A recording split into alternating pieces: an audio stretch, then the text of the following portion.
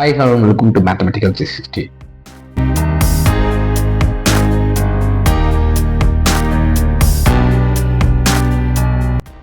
இதில் நம்ம பார்க்குற சப்ஜெக்ட் வந்து பார்த்தீங்கன்னா 10ஆம் வகுப்பு கணக்கு அந்த சப்ஜெக்ட் தான் பார்க்க போகிறோம். நீங்கள் நம்ம பார்க்குற சாப்டர் வந்து பார்த்தீங்கன்னா அத்தியாயம் 7 அளவியல். இந்த சாப்டர் நம்ம ஆல்ரெடி பார்த்துட்டு இருக்கோம். இன்னைக்கு இந்த வீடியோவில் பார்க்க போகிற டாபிக் வந்து பார்த்தீங்கன்னா இணைந்த உருவங்களின் கனளவு மற்றும் புறப்பரப்பு. ஸோ இணைந்த உருவங்களின் கனளவு புறப்பரப்புனா என்ன ஆல்ரெடி பார்த்துருக்கோம். அதோட செக்மெண்ட் 1 ப்ராப்ளம் ஆல்ரெடி ப்ரீவியஸ் வீடியோவில் பார்த்துருக்கோம். இந்த வீடியோ வந்து பார்த்தீங்கன்னா செக்மெண்ட் 2 ப்ராப்ளத்தை வந்து பார்த்தீங்கன்னா இந்த வீடியோவில் பார்க்கலாம்.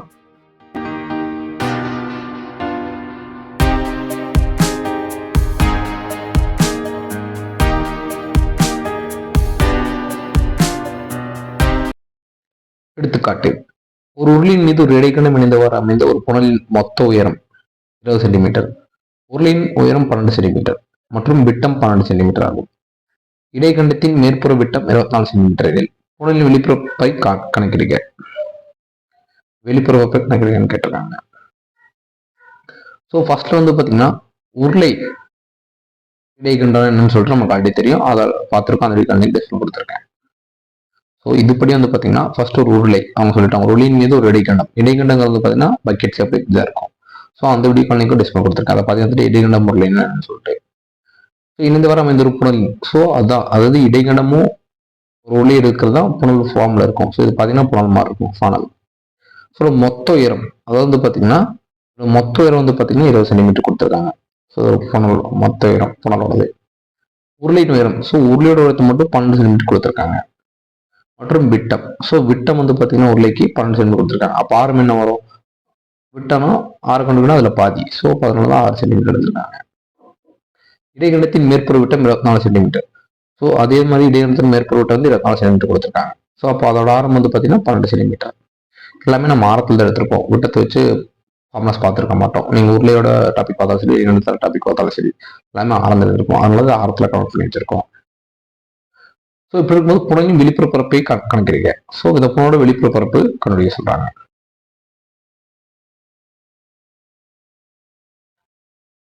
தீர்வு, H1 மற்றும் H2 என்பன முறை இடைக்கண்டம் உருளையின் உயரம் என்க. ஸோ H1ங்கிறது இடைக்கண்டத்தோட உயரம், H2ங்கிறது உருளையோட உயரம்னு சொல்லி கணக்கு. கேபிட்டல் ஆர் மற்றும் ஸ்மால் ஆர் என்பன இடைக்கண்டத்தின் மேல்புறம் மட்டும் கீழ்ப்புற ஆரங்கள் இருக்க. ஸோ கேபிட்டல் ஆர் வந்து பார்த்தீங்கன்னா மேல்புற ஆரம், ஸ்மால் ஆர் வந்து பார்த்தீங்கன்னா இடைக்கண்டத்தோட கீழ்ப்புற ஆரம். ஸோ இங்கே ஸோ அப்போ கொடுத்துக்கிறது இந்த ஆல்பபெட்டிக்கல் நம்ம சொல்லணும். அதாவது கேபிட்டல் ஆர் வந்து பார்த்தீங்கன்னா மேல்புற ஆரம், மேல்புற ஆரம் 12 சென்டிமீட்டர் அவங்களே கொடுத்துருக்காங்க. 24 சென்டிமீட்டர், அதை நம்ம ஆரத்தில் கவுண்ட் பண்ணி 12 சென்டிமீட்டர் போட்டிருக்கோம். ஸோ கீழ்ப்புற ஆரம் வந்து பார்த்தீங்கன்னா அவங்க 12 சென்டிமீட்டர் கொடுத்துருக்காங்க. அதில் பாதி வந்து 6 சென்டிமீட்டர். So 6 centimetre. ஸோ கீழ்ப்பார்த்தம் எப்படி எடுத்தோம்னா உருளையோட ஆரம் கொடுத்துருக்காங்க. ஸோ அப்போ உருளையோட இடைக்கண்டத்தோட ரெண்டும் சேம் தான். அதனால வந்து 6 சென்டிமீட்டர் எடுத்திருக்கோம். H2 வந்து பார்த்தீங்கன்னா உருளையோட ஆரம், H2 உருளையோட ஆரம் 12 சென்டிமீட்டர் அவங்களே கொடுத்துருக்காங்க.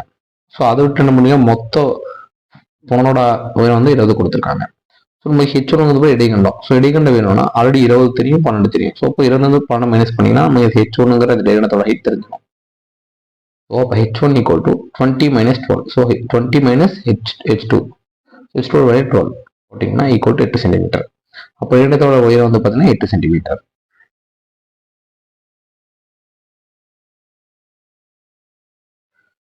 இடைக்கண்டத்தின் சாயுரம், அதாவது பார்த்தீங்கன்னா இடைக்கண்டத்தை கண்டுபிடிக்கணும். இடைக்கண்டத்துக்கு புறப்பட்டு கண்டுபிடிக்கணும்னா நமக்கு அது சாயுரம் தெரியும். ஆனால் சாயுரம் இங்கே கொடுக்கல. அதாவது இதுதான் சாயுரம். சாயுரம் கண்டுபிடிக்கிற ஃபார்ம் வந்து பார்த்தீங்கன்னா இடைக்கண்டங்கிற டாபிக்லேயே பார்த்துருப்போம். இடைக்கண்டத்தின் சாயுரம் L equal to root capital R minus small r the whole square plus H1 square அலகுகள். இது ஃபார்முலா நீங்க மெமரைஸ் பண்ணிக்கணும்.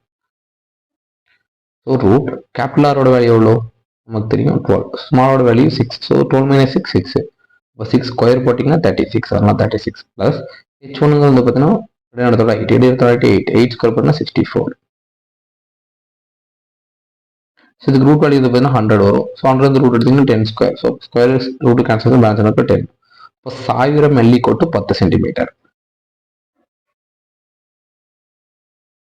ஸோ புனலோட வெளிப்புறப்பை எப்படி கண்டுபிடிக்கணும் நெக்ஸ்ட் டேல பார்க்கலாம்.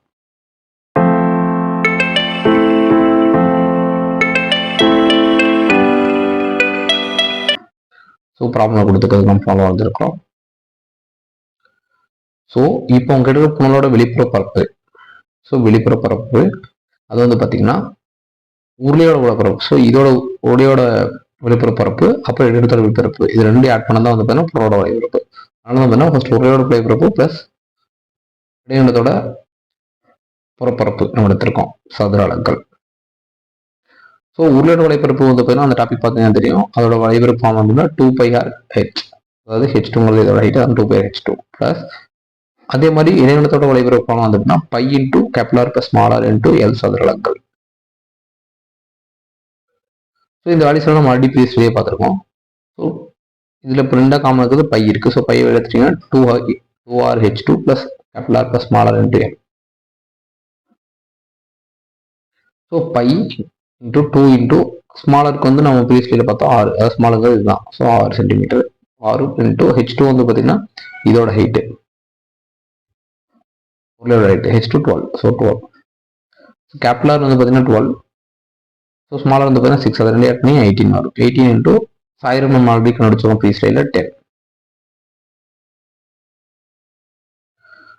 ஸோ இந்த ஃபர்தர் சிம்பிள் பண்ணால் pi into 144 plus 180. So pi காலி 22/7 இன்டூ 324. இது சிம்பிள் பண்ணும்போது பார்த்தீங்கன்னா 1018.28, அதாவது 28 சதுர அலகுகள். ஏன்னா வந்து புறப்பரப்பு கண்டுபிடிச்சிருக்காங்க சதுர அலகுகள் இல்லாட்டி சென்டிமீட்டர் ஸ்கொயர். ஆகவே புனலின் வெளிப்புற பரப்பு 1018.28 சென்டிமீட்டர் ஸ்கொயர். ஸோ புனலின் வெளிப்புற பரப்பு கண்டுபிடிச்சாச்சு.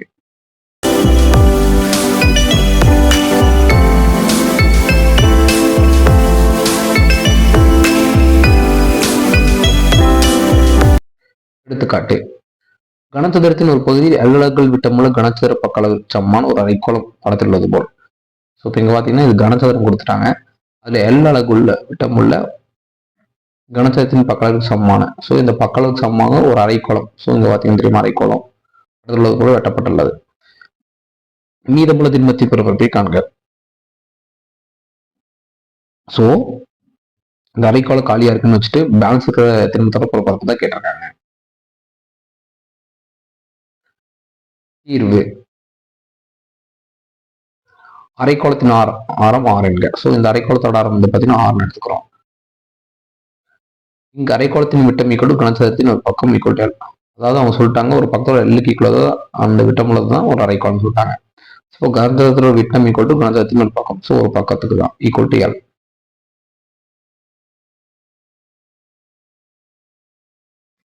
ஸோ நம்ம கனசதுரத்தின் ஒரு பக்கம் Lன்னு தெரிஞ்சிச்சுன்னா அரைக்கோளத்தின் விட்டம் தெரியும். நம்ம அரைக்கோளத்தின் ஆரம் கண்டுபிடிக்கணும்னா அரைக்கோளத்தின் ஆரம் 6 ஈக்குவல் டு என்ன, விட்டத்துல பாதி வந்து ஆரம். ஸோ அப்போ L/2. ஸோ அப்போ ஆரம் 6 ஈக்குவல் டு L/2 அலகுகள்.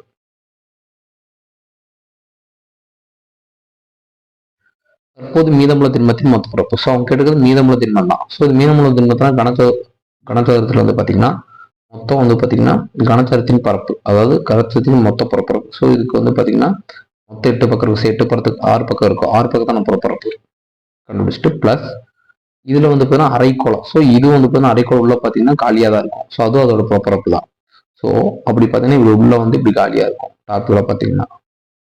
ஓகேவா? ஸோ அப்போ அதோட பரப்பு ஆட் பண்ணும் பிளஸ் அரைக்கோளத்தின் வலைப்பரப்பு. ஸோ அரைக்கோளத்துக்கு வலைப்பரப்பு கண்டுபிடிக்கும். ஸோ இப்போ இந்த அடிப்பக்கத்தில் வந்து பார்த்தீங்கன்னா சர்க்குலர் ஃபார்ம் வைக்கிறது பார்த்தீங்கன்னா காலியாக இருக்கும். ஸோ அப்போ என்ன ஆகுது மைனஸ் அரைக்கோளத்தின் அடிப்பரப்பு. ஏன்னா நம்ம கனசதுரத்தின் மொத்த பரப்பு எடுத்திருக்கோம், இது கழிக்கல. ஸோ அதனால வந்து பார்த்தீங்கன்னா அரைக்கோளத்தின் வலைப்பரப்பு ஆட் பண்ணி இந்த அரைக்கோளத்தின் அடிப்பரப்பு சர்க்குலர் இருக்கும் பார்த்தீங்கன்னா அதை கழிக்கிறோம்.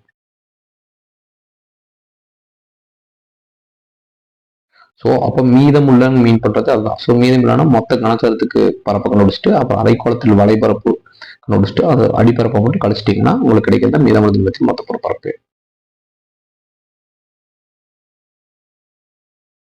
ஸோ அப்போ கனசதுரத்தின் மொத்த பரப்பு ஃபார்ம் வந்து பார்த்தீங்கன்னா 6 இன்டூ பக்கம் ஸ்கொயர். அப்போ நமக்கு தெரியும் பக்கம் வந்து L. So L square. So அப்போ 6 பக்கம் இருக்கணும் 6L ஸ்கொயர் பிளஸ் அரைக்கோளத்தின் வலைப்பரப்பு ஃபார்ம்லாம் நீங்கள் ஆல்ரெடி பார்த்துருப்போம், அந்த இருக்கேன். ஸோ அது வந்து பார்த்தீங்கன்னா 2πr ஸ்கொயர் மைனஸ் ஏன் மைனஸ் பண்ணால் அடிப்பரப்புனா வட்டத்தோட பரப்பு ஃபார்ம்னா πr square. So πr square minus πr square 6 into பக்கம் ஸ்கொயர் பிளஸ் πr ஸ்கொயர். ஏன்னா 2πr square minus 1πr square பேலன்ஸும் ஒரே πr ஸ்கொயர் தான் இருக்கும். இப்போ 6 இன்ட்டு பக்கம் வந்து பார்த்தீங்கன்னா L square plus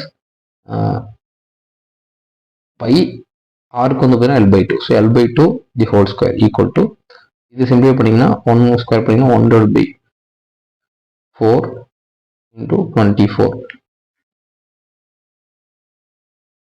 1 by 4 into 24 plus 5 into L square.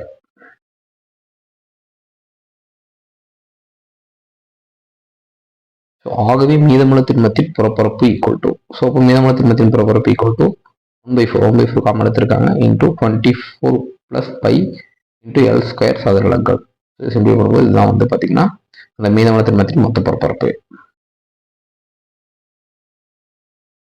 இது எப்படி சிம்பிள் பண்ணிக்கிறாங்கன்னா 1/4 அதாவது 1/4 காமன் எடுத்துட்டிங்கன்னா பேலன்ஸ் என்ன இருக்கும் எல் ஸ்கொயர் இருக்குமா ஓகேவா. ஸோ அப்போது இங்கே எல் ஸ்கொயர் போல் 6 இருக்கும்.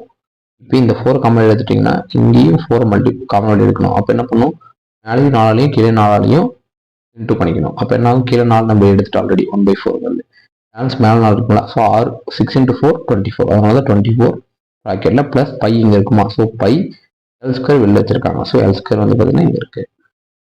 அதாவது இதுக்கு காமன் இதுக்கு காமன் அதனால் எல் ஸ்கொயர் காமன் எடுத்துட்டாங்க. 1/4 இன்ச்சரும் எல் ஸ்கொயர் இன்ச்சர் 24 ப்ளஸ் 5 இந்த மாதிரி சிம்பிளிஃபிகேஷன் பண்ணியிருக்காங்க.